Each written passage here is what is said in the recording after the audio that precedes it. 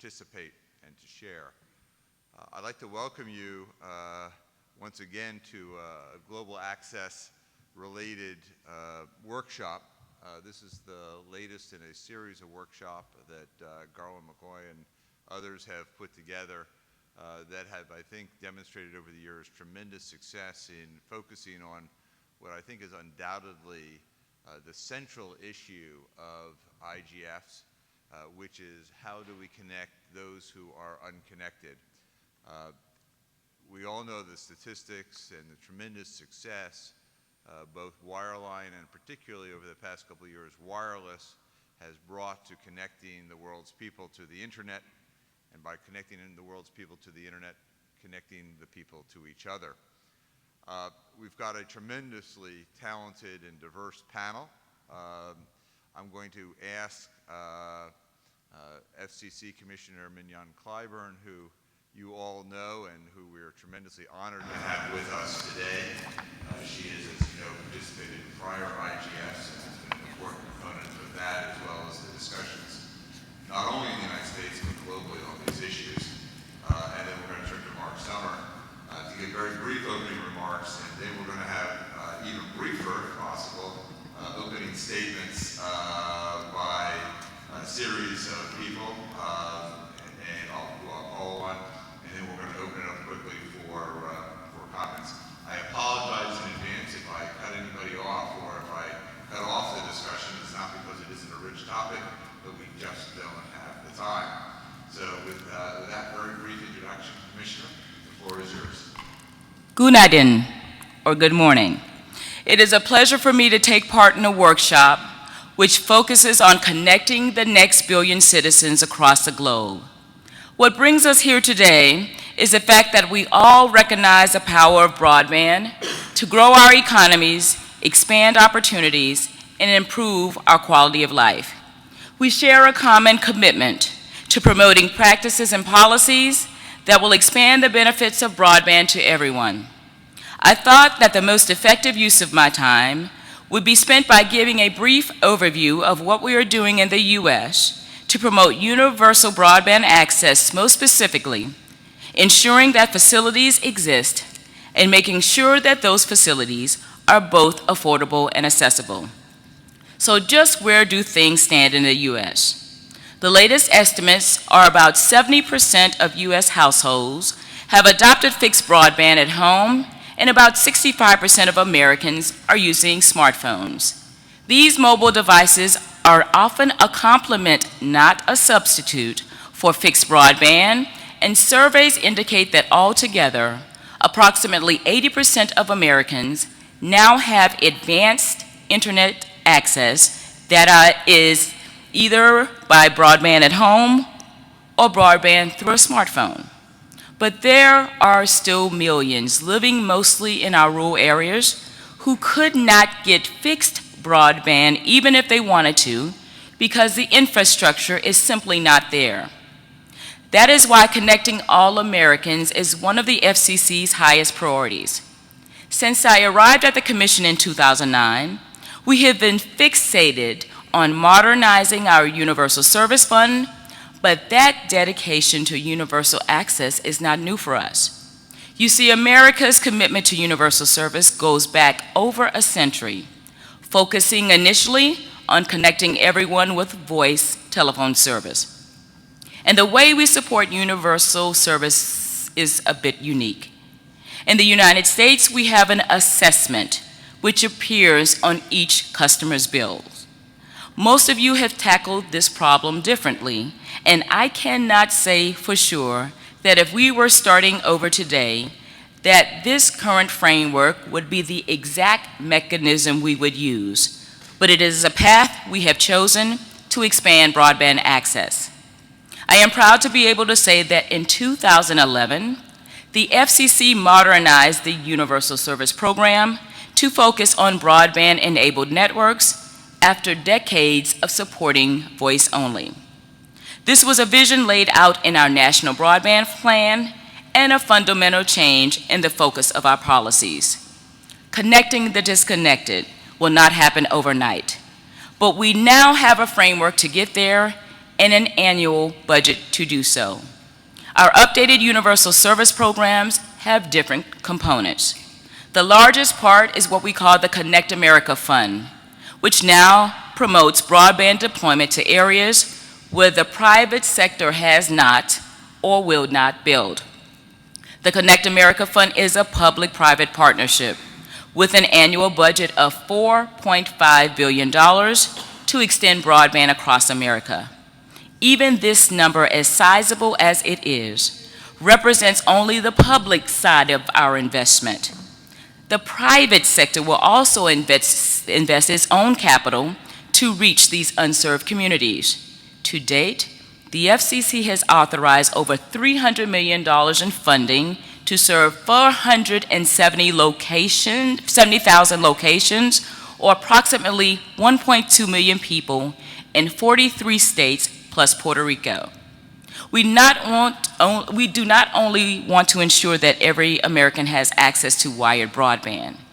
We want universal service for mobile broadband. President Obama set a goal of 4G LTE coverage to at least 98% of Americans by 2016. Consistent with these goals, the Commission established access to mobile broadband as a part of a universal service goal for the first time by creating a mobility fund. Support for this mobility fund will be distributed using market-based reverse auctions to ensure funding is spent wisely and efficiently. Finally, the FCC created a fund to reach the most expensive to serve areas of our nation. With this component known as the Remote Areas Fund, we are open to considering alternative technologies in order to reach these harder to serve areas, from satellite to wireless internet service providers to TV white spaces. In fact, the entire modernized Universal Service Fund is technology neutral, and we are encouraging all providers, including electric utilities, cable companies, mobile providers, and local governmental entities to participate. Two areas where broadband holds tremendous promise for enabling new innovations are healthcare and education, and there are two discrete universal service programs dedicated to each. The Universal Service Fund that directly helps to connect schools and libraries is known as E-Rate. In June of 2013, President Obama called on the FCC to connect 99% of America's students with high-capacity broadband that supports the latest interactive, bandwidth-intensive digital learning tools. I'm pleased to note that in July of this year, the FCC adopted an order infusing an additional $1 billion annually to ensure that schools and libraries have access to robust internal connectivity or Wi-Fi within schools and library buildings. We still have much more work to do to ensure that all schools and libraries have high-capacity connectivity to and within each school and library, particularly in rural areas, but we are making substantial progress. The FCC also has a Universal Service Fund focusing on connecting rural healthcare providers with broadband. We started a pilot program to expand access to high-capacity broadband services to healthcare providers. And in December of 2012, the FCC took the lessons we learned from a pilot and established the Healthcare Connect Fund, which will provide broadband to thousands of healthcare providers across our country. The final piece of the FCC's Universal Service Program supports adoption, for we recognize that simply ensuring that facilities exist is not enough. Access means that it has to be affordable. The U.S. Congress also recognized this and required the FCC to ensure that all consumers, including low-income consumers, have access to advanced services.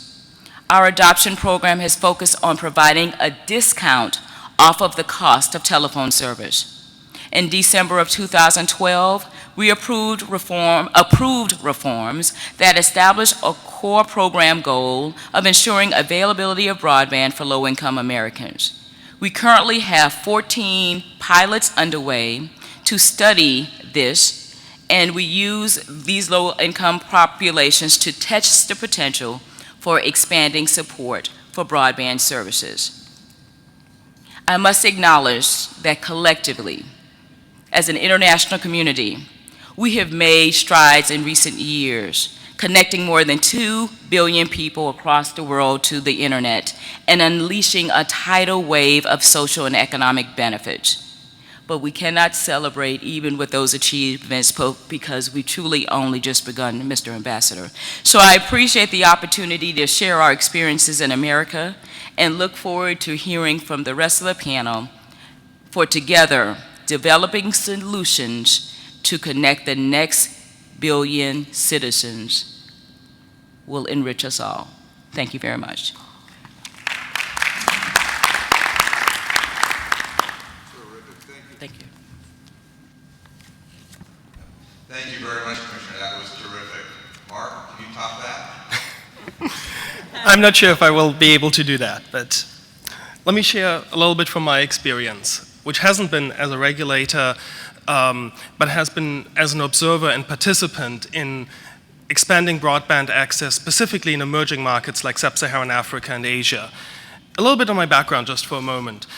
I'm from Germany originally, you might be able to tell from the accent. I ran an ISP there in a smaller town outside of Frankfurt in the early 90s, ended up living in Southeast Asia, working for local ISPs there in the mid to late 90s, and then moved to Silicon Valley working for companies producing software and services for ISPs.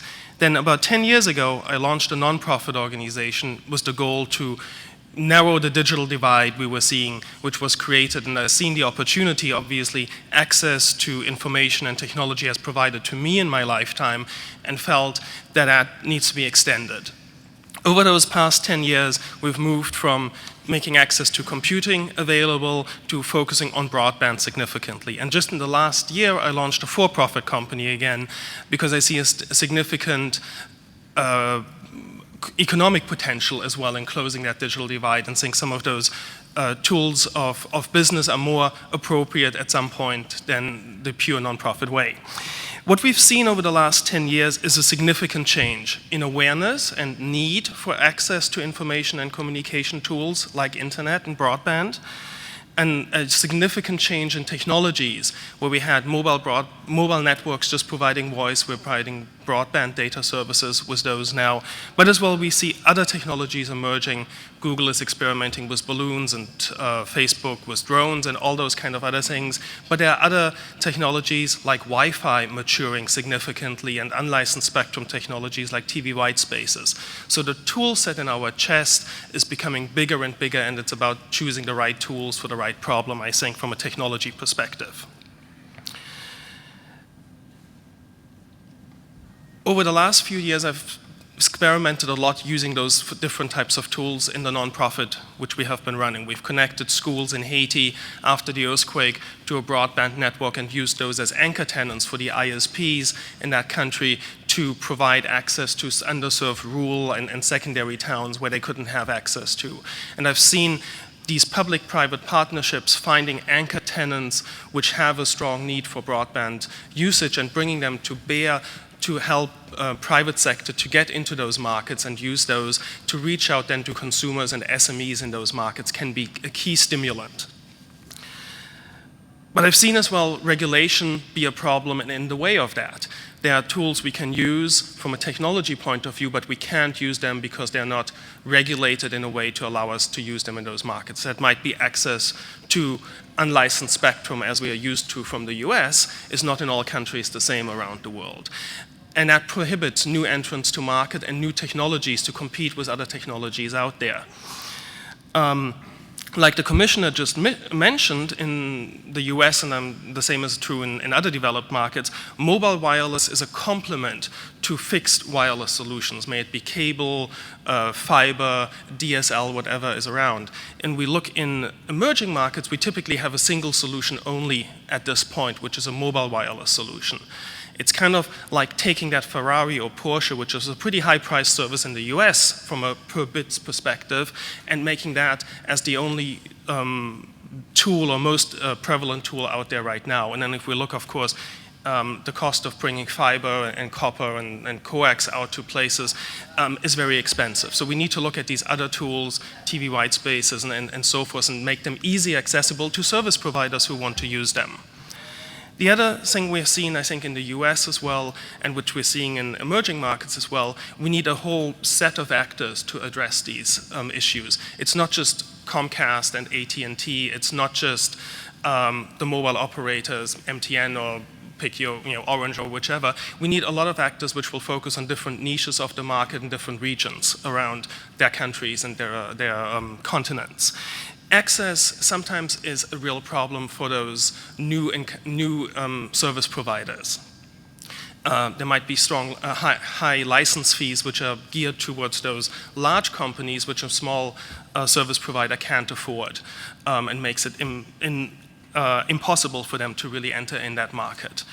On the other hand, those are these nimble players which drive innovation forward. We've seen this in Silicon Valley. Nimble small companies drive innovation, have resulted in companies like Google and Facebook taking on large companies. We need to see that, I think, in the technology space as well, and create that innovative drive, and hopefully see the large players embrace that and use that. I think this all will result in a much wider tools of access, much larger competition, and much lower costs for the consumer. We're at a critical inflection point, in my view right now. We have seen such a huge demand, a pent-up demand of people who want to get online and want to contribute with creating content and share that in their regions and with their neighbors and the larger community around the world. And once we unleash that potential, it's a huge economic impact in those countries, and it's a huge educational impact, and it's a huge social economic impact in terms of bringing their communities forward in the way they choose to bring them forward and participate in that development. And for that reason, I think it's really important to focus on those next steps and how we get past this critical inflection point to enable those opportunities. Thank you. Terrific. Thank you very much, Mark. Pepper, how are we going to get new technologies to drive us past this inflection point? Yeah, so let me be very pragmatic about some of these things, because these are really two great presentations. One on the US, where, when I do most of my work in emerging markets, and in emerging markets they assume, well, the US has everything. Well, we still are a work in progress, right? And Mark, who I've worked with both in Invenio and the Volo world, so the little guy bottom up, actually doing completely innovative things that, sort of defy the rules and get them done, which is great. But I want to be very pragmatic and raise one very important issue, because it's, again, a very practical barrier to deployment, especially in emerging countries. Some of this comes from the perspective I sit on the Broadband Commission along with Paul. And there's an issue that we've looked at, and I tend to look at these issues as both supply and demand. We talk about adoption. Adoption is on the demand side, but you can't have adoption unless you have the networks there. So you need supply and demand. Supply by itself is necessary but not sufficient, because if it's there but nobody uses it, so what? We don't get the benefits. There's a significant barrier to both supply and demand in high taxes and fees. Governments, unfortunately, around the world still view this sector as a cash cow, as a way to raise revenue that is completely counterproductive to the government's own goals of deployment and adoption of broadband and ICTs for development. On the supply side, there are a number of countries in which the taxes and fees to deploy are so high. One example is in Nigeria, where, and also Paul and I are founding members, along with others in the room, of the Alliance for Affordable Internet. And one of the things that we found that was reported to us about Nigeria is that up to 70% of the cost of the deployment of fiber across the country and building out physical broadband up to 70% of that cost is taxes and fees. This is completely and totally counterproductive. Every state, every municipality, and even the federal government looks to this as something they can tax. They view this as a way to just extract money, but that's the Treasury side of the equation, and it is completely counterproductive to good communications policy that ultimately benefit the population and business that generate tax revenue down the line. So that's on the supply side. On the demand side, what we see in multiple countries are very high tariffs and fees on equipment, both network equipment, more importantly handsets and consumer equipment, and then very high taxes and fees on the services. And in fact, that's even true in the United States, where you have, for mobile service, cellular service, you not only have the federal universal service contributions, but you then have state taxes, you have local taxes, and in some of the states in the US, the taxes on mobile service are in excess of 20%. That is the equivalent of taxes on tobacco and alcohol. That's why we sometimes joke that these are sin taxes, but communications is not a sin, and it shouldn't be. So, and in many of the emerging countries, taxing communication services, again, is seen as something, well, these are just rich companies, so therefore it's okay to tax them. But ultimately, it's the consumers, it's their customers that pay, and the communications companies really, they don't pay, they just become the tax collectors. So, you know, this is one of the conclusions of the UN Broadband Commission. Communications, there are always going to be taxes, but do not tax the services, the equipment, and the sector as though it's a luxury. There should not be luxury taxes imposed or barrier taxes imposed on the services, the equipment, the networks, the build-out, the permits, the fees, because this is an infrastructure and a technology and services that benefit society and ultimately will generate tax revenues down the line.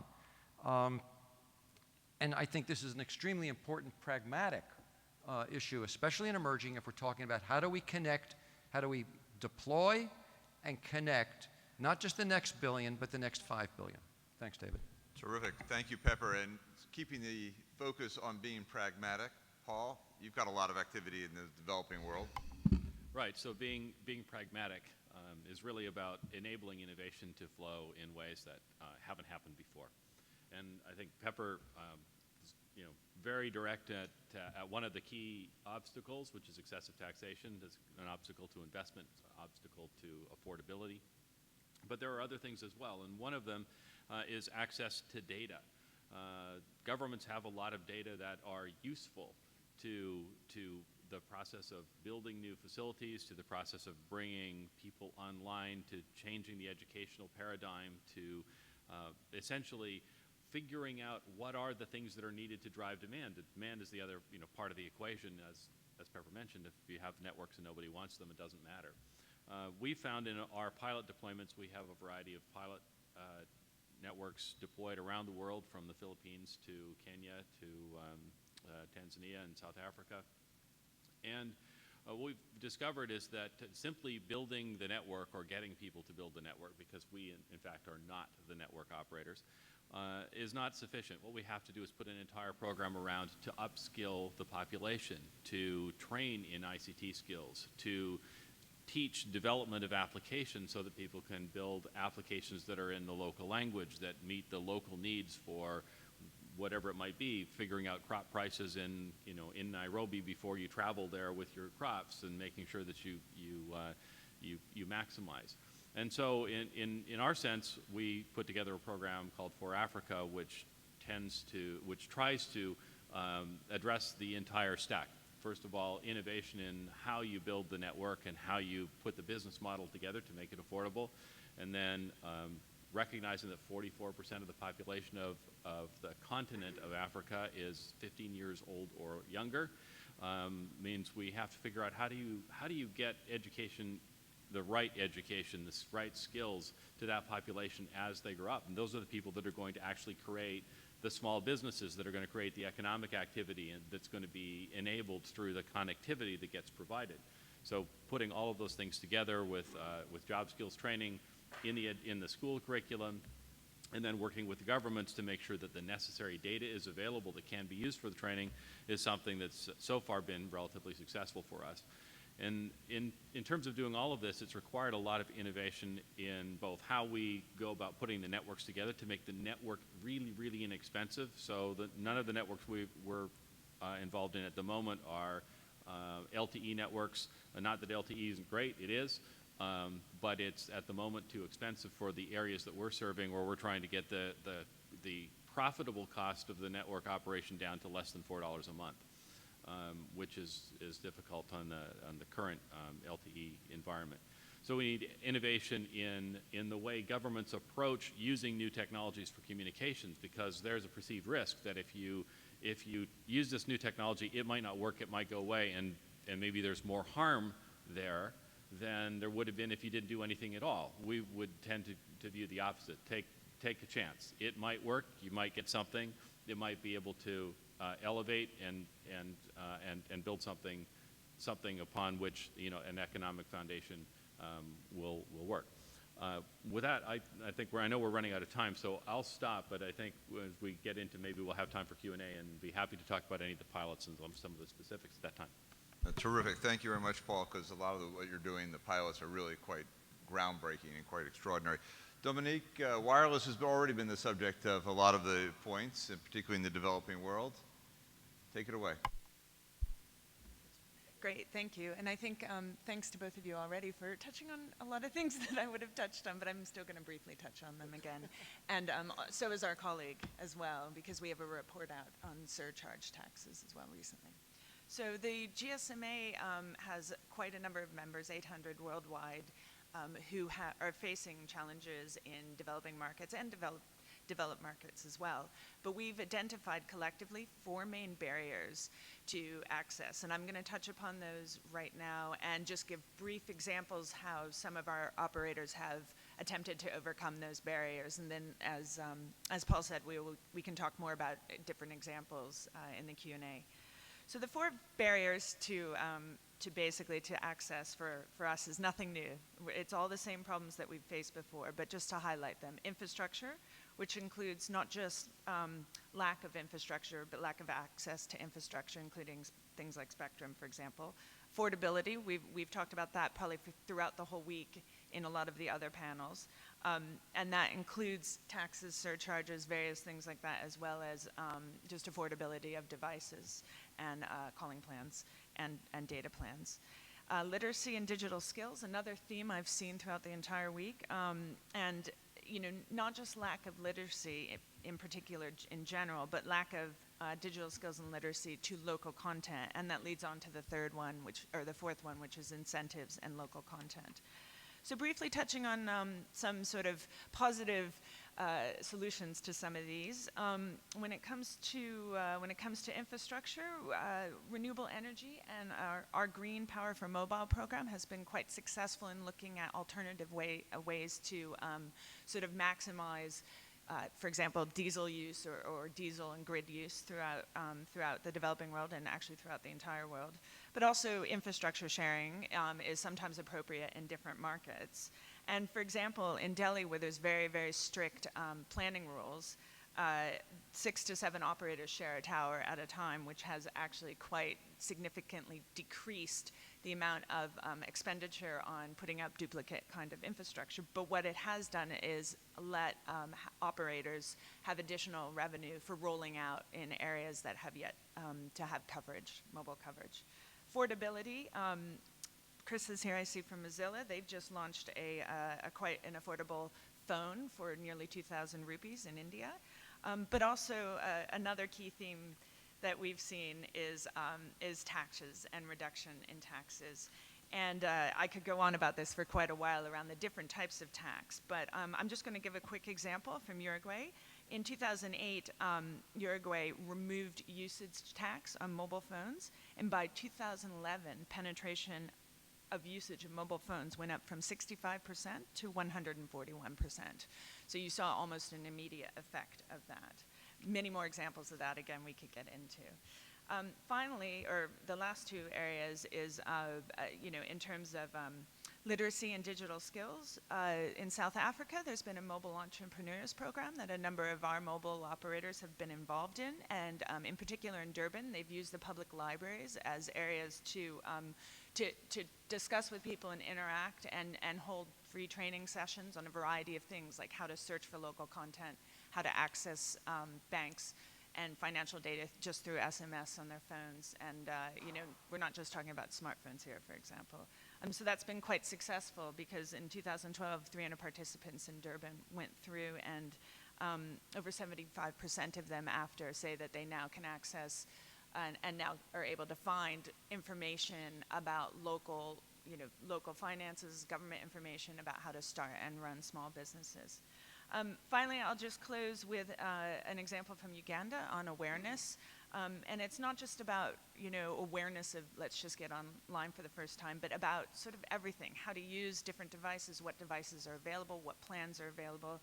And in Uganda, a major operator there does regional road shows. Effectively, they do for 3 days at a time. They go and they bring all their devices, and they come and they do free training on, you name it, a variety of things, including how to set up mail on devices and just very basic things. And this has been advertised through what we would call traditional media. And so they've seen the numbers increase in terms of interest in that, but also they've also seen the growth. In the last 6 months of this particular year, this operator now sees 30% more penetration after running a series of these events. So those are just some examples, but there are many, many more, and I'd like to leave it there and open it up for discussions later on it. Terrific. Thank you so much, Dominique. Nazar, you've got a global perspective, but also one that focuses a lot on the Middle East, one of the most rapidly growing and successful areas in terms of ICT development. Can you give us a little description of what you see going on and where we're going from here? Hello, thank you, David. What I see, there is two problems, the main problems in terms of access in our part. Two main problems in terms of access. One is regulation, and one will be the contracting platform, the contracting between the licensing, the terms of the licensing between the government and the private sector. Which in one term, the private sector, we need to have some sort of requirements where the private sector need to start the deployment within the rural areas, because still you have areas that is completely with no access, and purely that doesn't make any business sense to the private sector to deploy, and the government is not ready to invest in these areas. And while the government knows if he will impose such restrictions on the private sector, the fees and the cost of the license will go down. So again, they're looking at the cash revenue out of these revenues. Some other areas you will see in Iran as well is the lack of regulation, that still the DSPs who own the ducts and who can use the ducts. You will see it in Iran, you will see it in Lebanon, the regulation between the DSPs, the ISPs, what kind of license will be provided is still on hold. And this will keep everybody, all the current providers, ISPs provider or DSPs providers, they cannot do any investment in any areas because they're waiting to have a long-term license. So you will have the current licensing that is not taking into consideration the rural area and all the lack of licensing in these areas. This is from one area, and the third area is currently the fast movement of refugees and internal displaced people in this part of the world, which is getting the mobile operators, the mobile networks saturated, that have to drop from 3G to 2G, which also getting people disconnected in these parts of the world. So this is the main area. And having said that, also the long term, like using the white space using new bandwidth, and it's becoming due to security reasons is taking too long in order to make it to provide such bandwidth to the providers. So this is the main areas that we look at. Usually our recommendation has been to more and more allow local providers and to VSAT connectivity, mesh networks in a way that will provide more access in this rural area and less whenever the government is not providing the service or the private sector to allow some VSAT connectivity in order to provide access to this, which has been a big fight in Iraq, in Lebanon, in many other, not to say in Syria. And this is an area that we hope other technologies as well can be provided for this. And having said that, also you will see today that it's a lot of observation, of being observed very closely the net neutrality issue, and which is putting also governments on the edge and not knowing how to move forward, and as well as the private sector not knowing if they need to allocate enough funding for investment in this sector. So we are seeing all these challenges in a part of the world where the fund is not the issue. The actual availability of the fund is not the issue, but it's more about the regulation and what is going on, and the unknown is the main issues that we are facing. Thank you. And Robert, you know a lot about Lebanon and about all these regions, so you have been with the broadband stakeholder group that we did in Lebanon and in other places. Thank you. Fascinating, both the issues that arise from a lack of a regulatory environment looking forward, as well as the flexibility, what I'm hearing you say, and the certainty that comes from rules of the road that are well known and that solve and address the problems of the people. That's really quite extraordinary. Sam, you've looked at these issues from an economic perspective at the OECD. People have already touched on the economics associated with it as well as the regulatory side. Can you share with us some of what OECD's findings? Thanks, David. I will, and Galen asked me to look at the tax issue, and he said, can you give me a good example of taxation and a bad example of taxation? So I'm going to start with something that sort of Bob alluded to, which is where countries can benefit from the growth in communications and just regular taxation. And as you probably know, the business model for mobile communications changed 15 years ago to one of prepaid cards. And that gave a workable business model which has expanded penetration everywhere. So take the example of Pakistan. It went from obviously 0% of mobile penetration to today 73%. Along that timeline, GST, or VAT taxation, has increased from basically zero to today around $500 million. It's over $500 million, and it keeps growing. And that's fine. That's the normal taxation revenue that pays for schools, hospitals, and that's fantastic. Unfortunately, that model of competition is against the historic model which we had with the accounting rate system, where you had basically a monopoly and tried to extract rents as the traffic went past.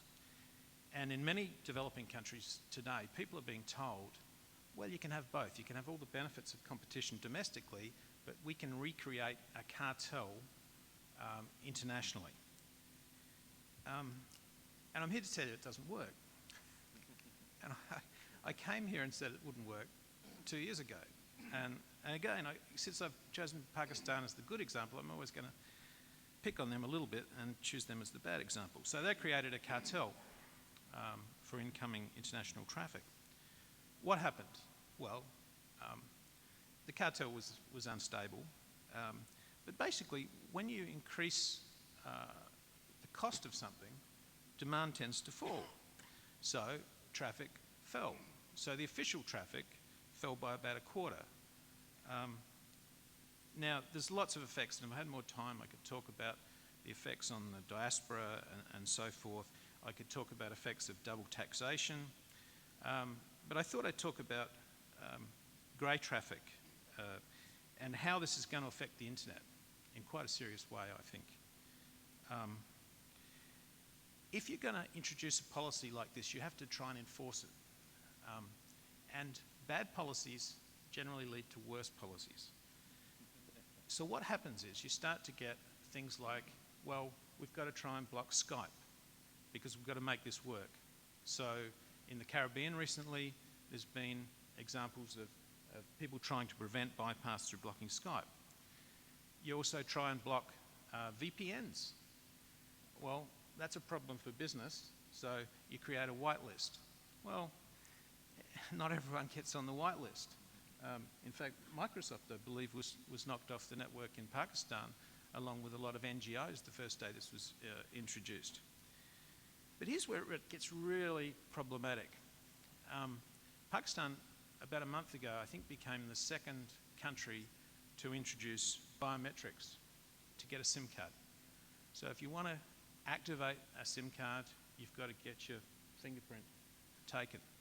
Just pause for thought for a moment and think how you feel about getting your fingerprint taken to activate a SIM card and what effect this may have on the growth of internet access in developing countries. And I think this is a really serious issue. I don't think it'll work, and I think there'll be a secondary market, but you know, just the fundamental principles of this and what poor people and how they may react to this is really serious. So, you know, perhaps they've thought about the secondary market, so they've said, let's limit it to 5 SIM cards per person. So what's that going to mean for M2M? I just leave you with that thought, and I stop there. There's much that could be said, but I know we're short for time. Well, thank you very much. You've now taken us down a peg, I would say, with lots of problems. But Orange usually has the solution to problems, including end-to-end, and certainly the Internet of Things is very much a part of their future. Perhaps you can share some experiences in your focus. Thank you. Good morning, everybody. Thank you very much for giving me the opportunity to speak on a key topic of Internet development of the global access. I will focus my speech on 2 points. First, the key role of mobile networks in Internet access expansion today and in the future, mainly in Africa. And secondly, the impact of governance and economic realities on Internet architecture and mainly on the openness feature of Internet. If we compare mobile and Internet expansions at world and Africa, particularly we note that at world level and thanks to mobile communication ecosystems, technologies, regulation, competition, mobile service are developing dramatically today, quickly, and open the door for new Internet users. There are around 4.5 billion mobile users worldwide, compared to around 3 billion Internet users. So assuming all Internet users are also mobile users, still around 1.5 billion mobile users, additional users, may be connected to Internet through mobile technology. At Africa level, we have very high mobile expansion, but a lot of work still to do. For Africa for mobile has around 70% of mobile subscription rate. However, for Internet, only less than 20% of sub-Saharan African population will be connected by the end of this year. It's clear that mobile technology will continue to play a dominant role in Internet connectivity expansion, in particular in Africa and emerging countries where the potential of fixed Internet will remain low, at least in the medium term. In the period of 2008-11 to 12, in Africa, the component annual growth rate of mobile broadband is 10 times higher than the fixed broadband one. In sub-Saharan Africa, fixed access represents only 4% of total internet subscription, which is very low growth, with very low growth potential. Also in Africa countries have poor fixed telecommunication infrastructure with low capacities and bandwidth. This is why building a mobile broadband networks requires very important and financial, and technical efforts at access level, at national and also international links, because more than 90% of emerging country internet traffic is international. Now, if we move to the second point of my speech regarding economics and governance issues, we know that governance and economic realities impact country internet, particularly at two layers: infrastructure access, access availability and affordability, sufficient bandwidth, and at content level. For further expansion of internet access in emerging countries, particularly in rural area, needs more cost-effective solution for broadband networks and devices. We have to implement common and shared cost-effective infrastructure solution to set up more efficient spectrum policy, to assess satellite solution for rural and large areas, to use adapted energy solution, because energy shortage in Africa is a key issue for network rollout and device usage, to encourage cooperation approach for international backbones, for international backbones building, and cooperate with other utilities providers like electricity, water, and transport. We can take the example of solar-powered based station as used by Orange, or community phone also implemented by Orange in Africa. We have to extend also universal service approach and related funds. We have to adapt them to develop internet access and service at remote and rural areas. To set up a device policy along affordable price for smartphones, tablets, and so on. To stimulate investment in broadband and to ensure an affordable access by allowing a fair part of the global value to be allocated to the network infrastructure investments, and through a pricing system incentivizing efficient use of existing resources by all stakeholders. To enhance significantly internet social and economic benefits, it's necessary to develop local content and services for citizens in education, health, agriculture, trade, and administration. This should be supported by an efficient internet architecture implementation, allowing traffic routing and bandwidth optimization, and based on internet exchange point and content delivery network and cloud solution. To drive internet growth in parallel with investment in infrastructure, appropriate internet policies should be adopted at both national and international levels. For the internet openness should be improved. Internet openness is not specific to internet access in developing country or rural area. It's a core principle of internet, encompassing open standards, open technology, including networks, platforms, applications, and devices, open resource management, and open development policy of internet.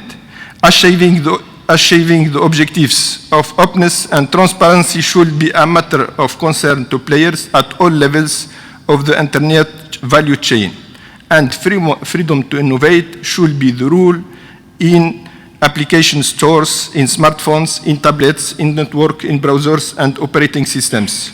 The telecom industry is fully supportive for the open internet as a matched platform of value for customers and innovation for society.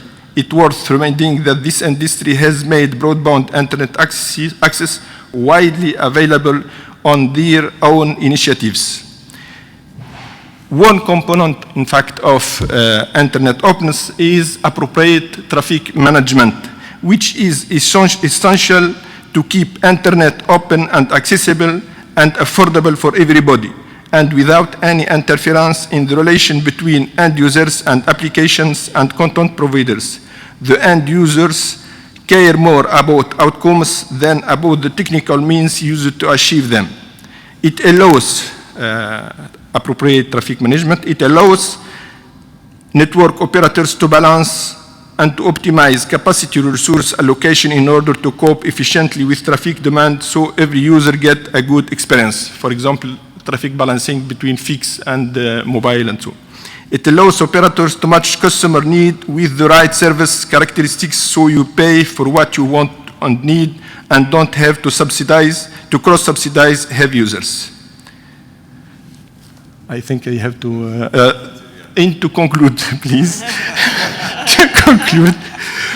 To conclude, I believe that mobile technologies and networks with appropriate development policy are the key solution to connect next billions to internet, and particularly in Africa. In Africa, big investments are needed to transform narrow band mobile networks to broadband ones, and requires to implement cost-effective solutions at all levels. Telecom industry is fully supportive for internet openness over all the internet value chain, and appropriate traffic management is essential to strengthen internet openness, affordability, and to innovate. Thank you very much. Thank you very much. Allison, you're up next, and we're running out of time. Well, I think a lot of people have said a lot of the things that one would obviously identify both from a supply and demand side point of view. So let me say some other things that maybe won't be as popular. I mean, I think the issues are as, we all face issues of access, and I accept entirely that there are vast parts of the developed world where people don't have access, especially, to particular marginalized groups. But I think the nature of the problem and the scope of the problem and the scale of the problem is quite different in Africa. Let me only speak for areas in which I've researched. And so I think one needs to address those in a particular way. But I think the main problem with these discussions that we've had during this week, and as we've had for the last 10 years, in fact, on access, is the failure to define the problem sufficiently. We define the problem at a very superficial level. We define the problem as an access problem. And so we fail to really address the problem in its comprehensiveness. And I think this really, we look at it, we look at the problem as a technical problem, and that's why we see the technical problem that we have in connecting people in the north is the same as the connecting people in the south. But in fact, the problem is much bigger than a technical problem. And I think to really understand it requires a more political economy understanding of what the real challenges are. And does take us to a ICT ecosystem, just to unfortunately use that, because I think it really does explain the linkages between the different components and how just getting one right and not the other really affects outcomes, and ultimately will, even if you open up the internet at one level, because it's an ecosystem, if you don't open it up at multiple levels or you close it down in certain levels, the health of the ecosystem is going to be affected. And perhaps just to give you an example, and I think, again, yesterday I raised this point, and it was seen very much as sort of pouring cold water on all sorts of great initiatives. But I mean, if you take the issue, for example, of Google's high-speed network that was, given to Kampala, selected for Kampala, at a time that, democratic gains in the country have been closed down, that we have journalists in prisons, we have gay rights, homophobic rights, homophobia in the country, and Google's response to that is, well, we believe that if we open up the internet in many places as we can, we will ultimately be able to debate this and make it better. Well, if you try to debate homosexuality in Uganda at the moment, you can go to jail for the rest of your life. So I think we have to look at this. How different is that, which isn't a license, it had to get a license, but which was an additional, it was a gift to Uganda at a time when you've got this shutdown on rights. That different from the Chinese backbone that was built under an iniquitous agreement that ties Ugandans for generations into a long-term concession. Other than Google claims to defend these rights and China doesn't. So perhaps, pressure can be placed on groups, I've spoken to GSMA about this before, to use the power they increasingly have in these environments to really enforce a full opening up of the system. So to go to where I see that real blockage is, because I think we're agreed, I mean, all of us have spoken about the real blockages being on the supply side of the infrastructure, at the services side. The human development skills side of it is obviously critical, and the local content and the need for local language development, etc. But the real barrier there and the actually underpinning bottleneck is actually the lack of human rights in many of these environments, so it will ultimately close down parts of the internet and has already closed down parts of the internet. And, you know, I think we have to just think about very closely where pragmatism actually becomes expediency and where one's actually just, it's actually in your interests to align with some really dark forces.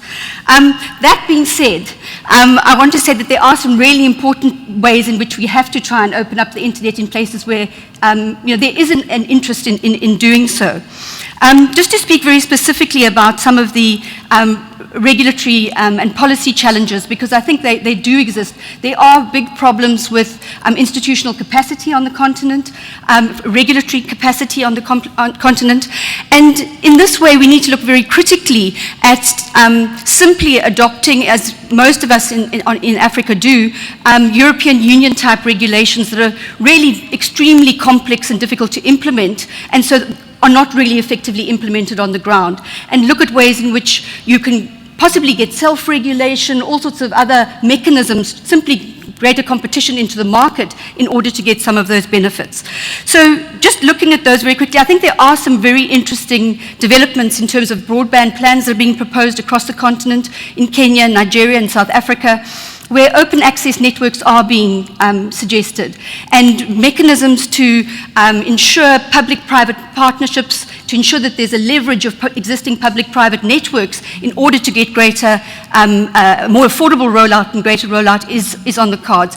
The anchor tenancy issue is, I think, a critical issue because government is the biggest user of broadband and of services on the continent. And so I think in speaking to operators for the South African broadband plan, they were far keener to get an anchor tenant on their networks than simply be allowed to build out other networks out there at their own risk. So that mechanism actually worked for them very well.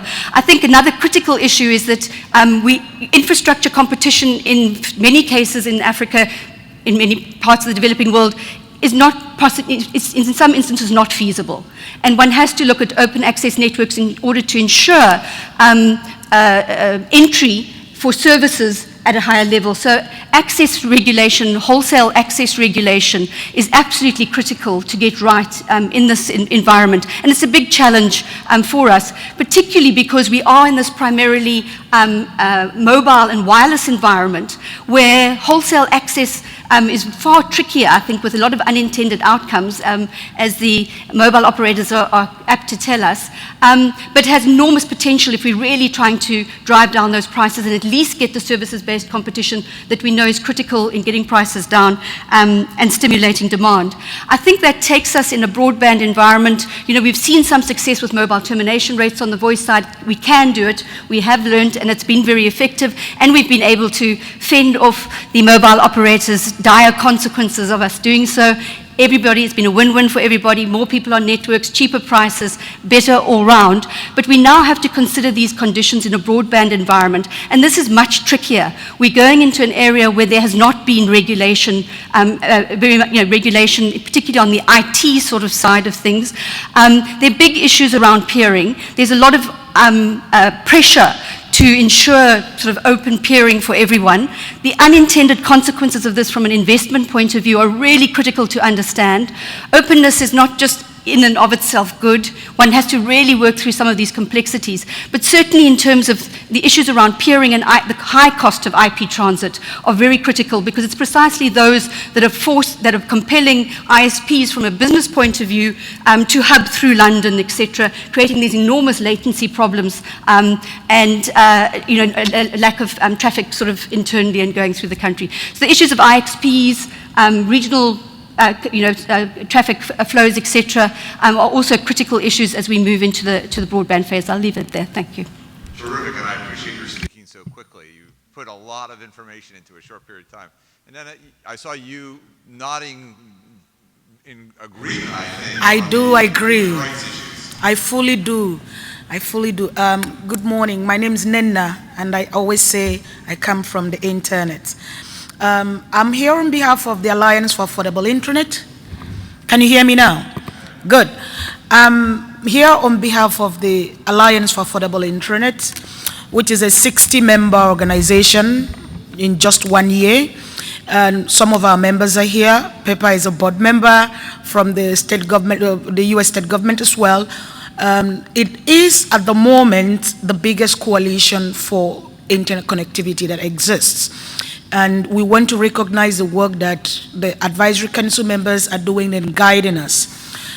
In 1 year, like I said, the A for AI has started work in, I want to talk about Africa, in Ghana, in Nigeria, in Mozambique, and pretty soon in 3 other African countries.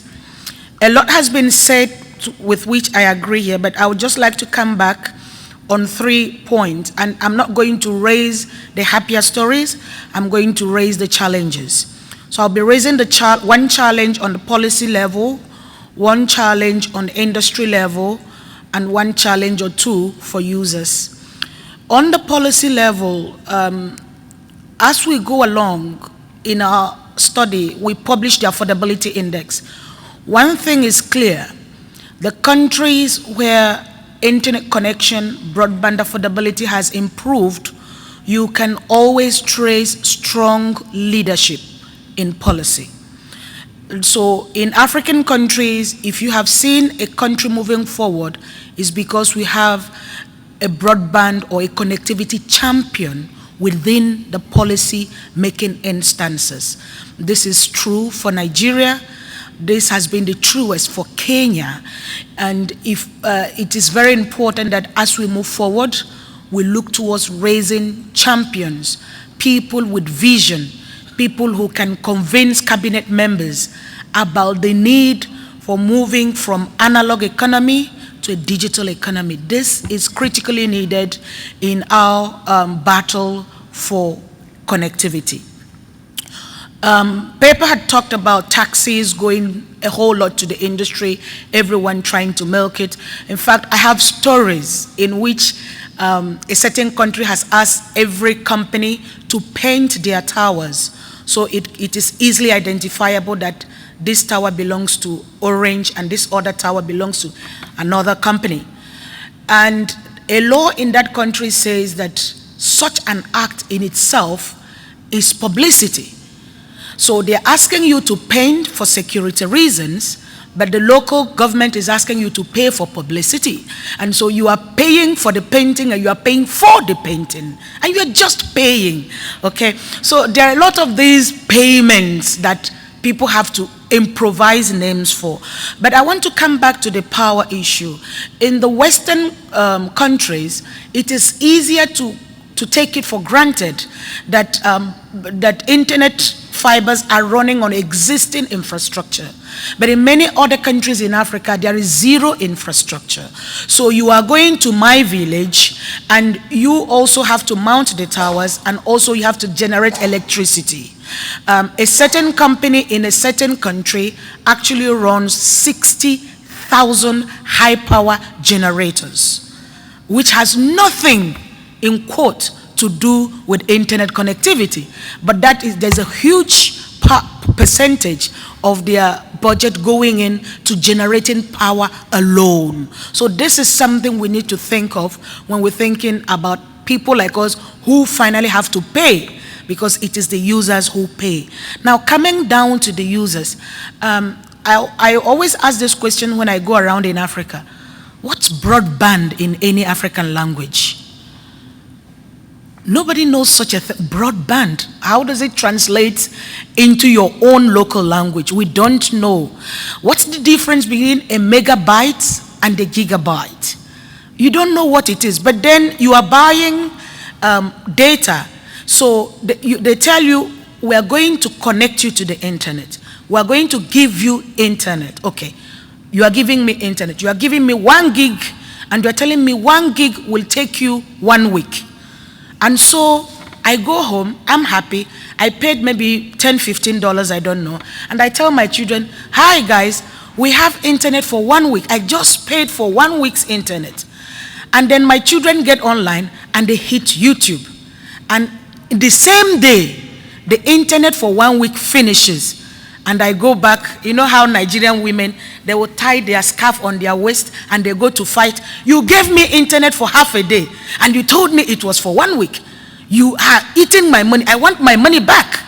Now you begin to, that long explanation that, really, it is like, and the woman said, no, you told me it was going to be 1 month. So there is a lack of user understanding about what the internet is in itself. And this is very important in connecting people. I want to end with 2 applications, talking about content. An application in Ghana has allowed students to track their use of certain websites. You go on a website, it tells you this website takes you 300 kilobytes per second. Are you willing to continue? You say yes. And then they have been able to monitor their internet consumption. And what is surprising is that these people actually did more on the internet instead of doing less. Meaning that once people are educated on connectivity, they make better use of it for themselves, and they actually invest more. A lady was kidnapped, raped, and killed in Cote d'Ivoire by a taxi, someone who took her in a taxi. And the same night, the technical community got together and created a taxi tracking application. All you do is to send the taxi ID to a family member if you think you are not safe at night. I'm taking this taxi from this place to this place. This is the number. It allows you to take a photo of that taxi just in case something happens to you. So when we are connecting people, we should make connection good and meaningful to them. And finally, connection should come with freedom. We do not want this kind of connection in which internet comes at the price of freedom. And this is what will be happening in many places in Africa. Some industry platforms are giving you connection in exchange for your data, in exchange for your privacy, in exchange for a lot of other things. And that is very bad and negative. So when I live here, my dream, my desire is that when someone asks you, what does it mean to connect the next 1 billion in Africa, you'll be thinking of these. Thank you. Very powerful. Thank you very much. We've heard about how the internet can save lives and provide security for people. It also obviously is driven by economics, including content. Tomas, let me warn all of the 3 next panelists, we've got to combine all 3 into the next 14 minutes. So that's about 4 to 5 minutes each. Tomas? That's a challenge to you. Well, I'll do my best, and of course, coming from the Walt Disney Company, I'm going to try to tell you a story as usual. I hope it's a good story, though. I just want to come back to 2 points that you made and the last 2 speakers made, actually. It's about the ecosystem. It's really about the ecosystem, and I would say that we've seen that over the past a few IGFs, and this one in particular, that quality online content drives adoption. We all agree on that. It's very clear. It's documented. There is OECD, UNESCO, ISOC reports on it. It's okay, fine. So we know that. The question, and coming from developing economies like Turkey, of course, Indonesia, Egypt, and others, is how do we push that? Because clearly there is a need, and there is a recognition that quality local content in local language is the thing that people want most. Clearly, having dancing cats on YouTube is nice. It's fun. I watch it myself, but on the long run, that's not going to make it. Cats or other animals, of course. I'm not being against cat or pro cat. Back to the ecosystem. There is no single bullet, but I would like to mention a few points that are really important, I think. The first one, and that was mentioned again, is an environment which is supportive of free speech. And by free speech, I mean creative expression, political expression as well. content cannot thrive without this environment. That's very clear. So that's the first point, free expression. The second point, and we see that in Nigeria, for instance, when our friends in the movie industry there are facing lots of challenges, it's an environment based on trust. Trust about the internet, trust about e-commerce, trust about privacy, trust about intellectual property. So you need to have this balanced environment that help achieve those broader goals because you can trust. You can trust and you can make sure that your own investment in your own local creation and your own local content can actually achieve its outcome and its results.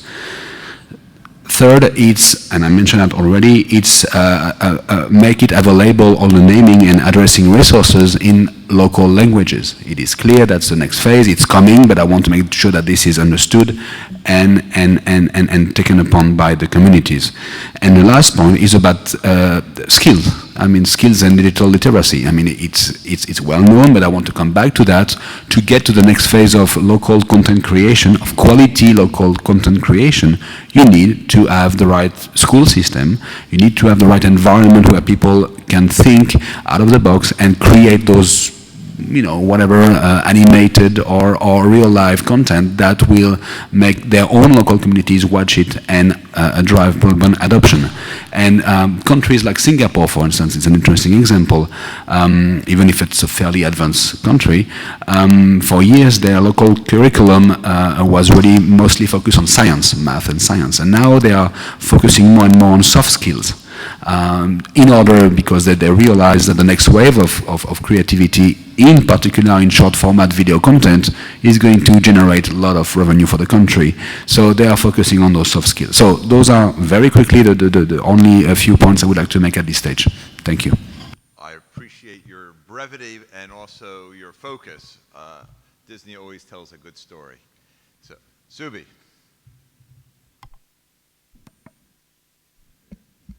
Thank you. I am delighted to be on this panel. I come from India. I teach at the University of Delhi. And we're a bunch of young women who are trying to use $10 cell phones, go across into the community, record stories, and create content which the corporate media and the giants of the world would not like to share and tell. There are about 16 languages printed on our currency note alone, 360 dialects. At the moment, the internet contributes about 1.6% to the GDP, which is roughly about 30 billion US dollars.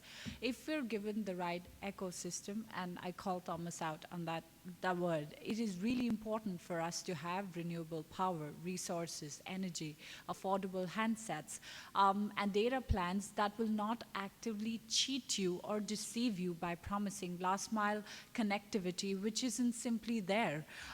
So we're talking about also content in local languages, platforms that speak to us in our language. There are push and pull factors, and that's fascinating in terms of stories and addresses and issues. So what does the internet mean to us? It is a resource that we go for education, for awareness, it's our go-to place. And what is missing and lacking is not having youth on the table, because their perspective is different from ours. They're not end users, they're lead users. What we need is weirdos, what we need is geeks on the table who will tell us that this is what we use the internet for. So when you're looking at impediments to access, of course the government sees it as a cash cow, but the government of India deserves a special shout out because they're using the USFO fund, which is a unique initiative, getting telecom subscribers to pay for running fiber optic cable connecting 250,000 village panchayats or local self-governments.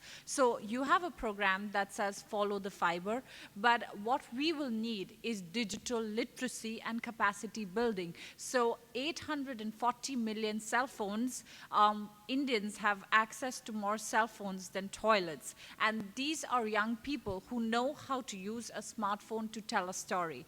We just just have a new government where the youth has played a huge role. They're creating content. They're not just sharing pretty pictures and cute pictures about kittens and cats, but they're also looking at activism. They're looking at using local media, folk culture, to respond to pressing problems of today. And they're creating amazing content, which is also entertainment. It is also political activism. But there will be no access if you have policies which are ambiguous and that are there to respond to issues like spam, but can send 21-year-olds to jail for updating their Facebook statuses or for posting content. So if you chill free speech or if you quell free speech, content cannot be leveraged. So when you have a hand up that does capacity building, that also creates content syndication and resource pool that will allow a tribal man from the hills in the Himalayas to also negotiate territory and be a part of the policy making table, that is when you will have access. And when we mean barriers to access, it is clearly not just physical infrastructure, it is also the ability to tell your stories in a language that the world will speak to, listen to, and connect and engage. I'm going to just end here. Just one last quick point on the issue of access and the ecosystem. It goes back to something that was said before. The issue of privacy, surveillance, and digital trust is at the heart of access. And if you want young people to create innovative content and applications, you have to give them a policy climate that will be enabling and that is not a deterrent to coming online. Thank you. Terrific. Michael, you've got the summing up part. Well, I'll sum up, but you've got the last substantive word. We've hit rights, we've hit economics, we've hit content, we've hit technology, we've hit regulatory issues. All right, well, I'll just put it all together. Put it all together. I'll leave that to you. So I'll just do an elevator pitch for a project we've started at the Internet Society, and it starts from the simple observation that there is local content in all countries, or at least the ones we've looked at. There's newspapers, radio stations, all have websites, but almost all of it is hosted abroad. And so we're doing a study that just looks at, why is it hosted abroad, what's the impact, and how to effectively bring it home to improve the ecosystem and create a platform for more content creation. And this started from our work in helping to promote IXPs around the world, level them up and build them, and noting that they're not really attracting content like the big ones in Europe are. And so to look at this, we've started a project with the Ministry of ICT in Rwanda, where of the top 20 websites, 6 are government and required to be hosted locally, and the rest are hosted abroad. Google has a cache, and there are some data centers, but they're largely empty. So the simple why is it hosted abroad is that it's cheaper to host abroad. You can get these unlimited packages in London for ridiculously low amounts of money. But the impact of that is that someone else has to bring the content back. Every time a user in Rwanda wants to look at the newspaper, the ISP has to pay the transit to bring it back. And that's a classic negative externality in economic terms, that the content provider's decision is imposing a cost on first the ISP, and then it's increasing the latency because there's a lot of congestion and more distance, so it increases the price, less page views, so it really kind of retards the development of the ecosystem. And what we've seen is when someone like Google puts a cache in a country, it instantly triples traffic, much higher revenue for the mobile operators because they're selling data by the bit still. They have lower costs, so it's really a win for everybody. And we're trying to promote that awareness of what the impact of bringing content back would be.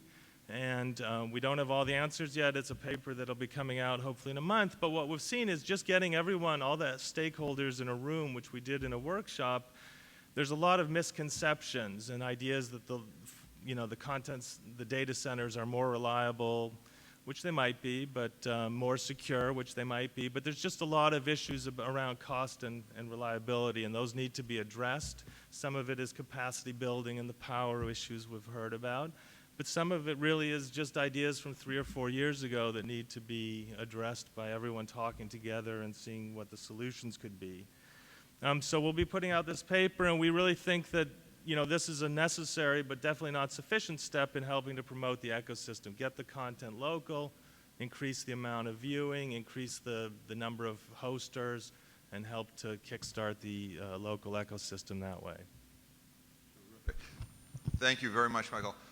So I was concerned about this session because we have so many extraordinary, talented participants in it. I have to say I think my concern was misguided because I think what we've established is an extraordinarily rich set of discussions that actually fit together remarkably well for our uncoordinated set of comments.